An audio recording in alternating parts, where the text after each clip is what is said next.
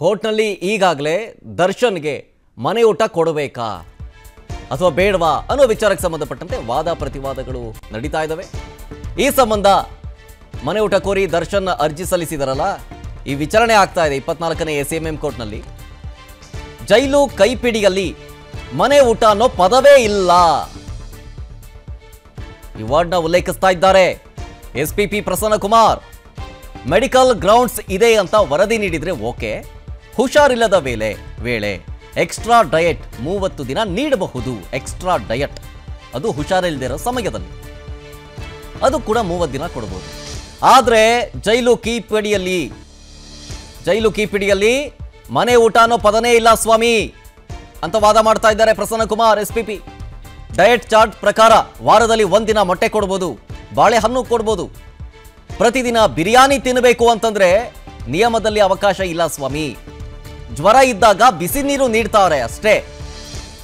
ಬಿರಿಯಾನಿ ಎಲ್ಲ ತಿನ್ನಬೇಕು ಡೈಲಿ ಅಂತಂದ್ರೆ ಆ ನಿಯಮಕ್ಕೆ ಅವಕಾಶ ಇಲ್ಲ. ಪ್ರಸನ್ನ ಕುಮಾರ್ ಪ್ರತಿವಾದ ಮಾಡ್ತಾ ಇರೋದು. ಸದ್ಯ ದರ್ಶನ್ ಮೆಡಿಕಲ್ ರಿಪೋರ್ಟ್ನಲ್ಲಿ ಬೆಡ್ ರೆಸ್ಟ್ ಬೇಕು ಅಂತಿದೆ. ದರ್ಶನ್ಗೆ ಮನೆ ಊಟ ನೀಡದಂತೆ ಎಸ್ಪಿಪಿ ಪ್ರಸನ್ನ ಕುಮಾರ್ ವಾದ ಮಾಡ್ತಾ ಇದ್ದಾರೆ. ಸ್ವಾಮಿಗಳೇ, ದರ್ಶನ್ ಮೆಡಿಕಲ್ ರಿಪೋರ್ಟ್ನಲ್ಲಿ ಬೆಡ್ ರೆಸ್ಟ್ ಇರಬೇಕು ಅಂತಿದೆ. ಸೊ ಜ್ವರ ಇದ್ದಾಗ ಬಿಸಿ ನೀರು ಕೊಡ್ತಾರೆ, ಬಾಳೆಹಣ್ಣು ಕೊಡ್ಬೋದು, 1 ದಿನ ಮೊಟ್ಟೆ ಕೊಡ್ಬೋದು. ಹಂಗಂತ ಡೈಲಿ ಬಿರಿಯಾನಿ ತಿನ್ನಬೇಕು ಅಂತಂದ್ರೆ ಆ ನಿಯಮಕ್ಕೆಲ್ಲ ಅವಕಾಶ ಇಲ್ಲ. ಪ್ರತಿವಾದವನ್ನ ಭಾರಿ ಸ್ಟ್ರಾಂಗ್ ಆಗಿ ಮಾಡ್ತಾ ಇದ್ದಾರೆ ಎಸ್ಪಿಪಿ ಪ್ರಸನ್ನ ಕುಮಾರ್. ಅದರಲ್ಲೂ ಜೈಲು ಕೈಪಿಡಿಯಲ್ಲಿ, ಜೈಲಿನ ಕೈಪಿಡಿ ಇರುತ್ತಲ್ಲ, ರೂಲ್ಸ್ ಅಂಡ್ ರೆಗ್ಯುಲೇಷನ್ ಬುಕ್ ಇರುತ್ತಲ್ಲ, ಅದರಲ್ಲಿ ಮನೆ ಊಟ ಅನ್ನೋ ಪದವೇ ಇಲ್ಲ ಅಂತ ಉಲ್ಲೇಖ ಮಾಡ್ತಾ ಇದ್ದಾರೆ ಪ್ರಸನ್ನ ಕುಮಾರ್.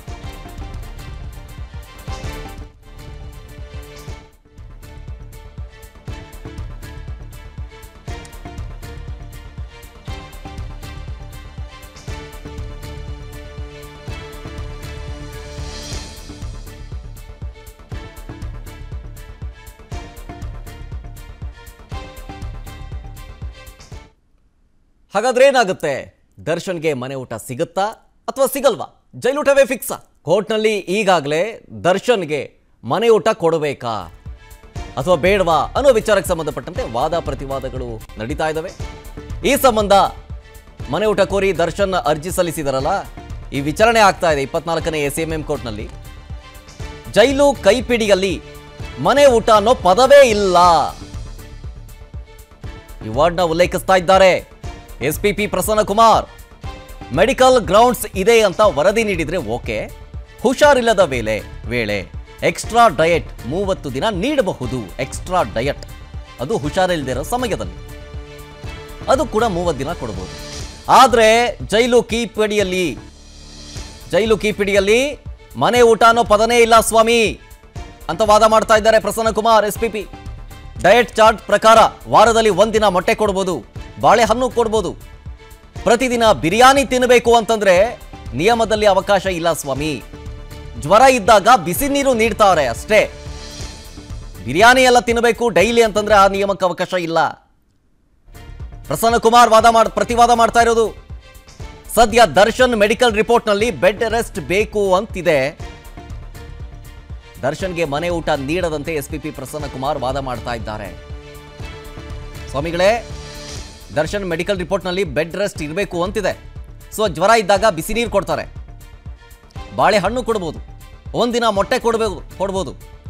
ಹಂಗಂತ ಡೈಲಿ ಬಿರಿಯಾನಿ ತಿನ್ನಬೇಕು ಅಂತಂದ್ರೆ ಆ ನಿಯಮಕ್ಕೆಲ್ಲ ಅವಕಾಶ ಇಲ್ಲ. ಪ್ರತಿವಾದವನ್ನ ಭಾರಿ ಸ್ಟ್ರಾಂಗ್ ಆಗಿ ಮಾಡ್ತಾ ಇದ್ದಾರೆ ಎಸ್ಪಿಪಿ ಪ್ರಸನ್ನ ಕುಮಾರ್. ಅದರಲ್ಲೂ ಜೈಲು ಕೈಪಿಡಿಯಲ್ಲಿ, ಜೈಲಿನ ಕೈಪಿಡಿ ಇರುತ್ತಲ್ಲ, ರೂಲ್ಸ್ ಅಂಡ್ ರೆಗ್ಯುಲೇಷನ್ ಬುಕ್ ಇರುತ್ತಲ್ಲ, ಅದರಲ್ಲಿ ಮನೆ ಊಟ ಅನ್ನೋ ಪದವೇ ಇಲ್ಲ ಅಂತ ಉಲ್ಲೇಖ ಮಾಡ್ತಾ ಇದ್ದಾರೆ ಪ್ರಸನ್ನ ಕುಮಾರ್.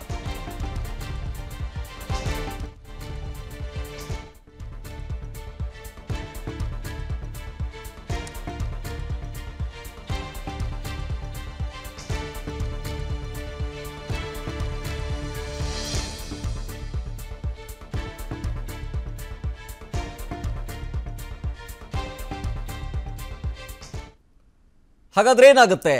ದರ್ಶನ್ಗೆ ಮನೆ ಊಟ ಸಿಗುತ್ತಾ ಅಥವಾ ಸಿಗಲ್ವಾ? ಜೈಲೂಟವೇ ಫಿಕ್ಸಾ? ಅನುಕ್ಷಣದ ಸುದ್ದಿಗಳಿಗಾಗಿ ವಿಸ್ತಾರ ನ್ಯೂಸ್ ಯೂಟ್ಯೂಬ್ ಚಾನೆಲ್ ಸಬ್ಸ್ಕ್ರೈಬ್ ಮಾಡಿ. ಹೊಸ ಸುದ್ದಿಗಳ ನೋಟಿಫಿಕೇಶನ್ಗಾಗಿ ಬೆಲ್ ಐಕಾನ್ ಕ್ಲಿಕ್ ಮಾಡಿ. ಲೇಟೆಸ್ಟ್ ಅಪ್ಡೇಟ್ಸ್ಗಾಗಿ www.vistaranews.com ವೆಬ್ಸೈಟ್ಗೆ ವಿಸಿಟ್ ಮಾಡಿ. ಅಂಗೈಯಲ್ಲೇ ಜಗತ್ತಿನ ಸುದ್ದಿ ತಿಳಿಯಲು ವಿಸ್ತಾರ ನ್ಯೂಸ್ ಕನ್ನಡ ಆಪ್ ಡೌನ್ಲೋಡ್ ಮಾಡಿ.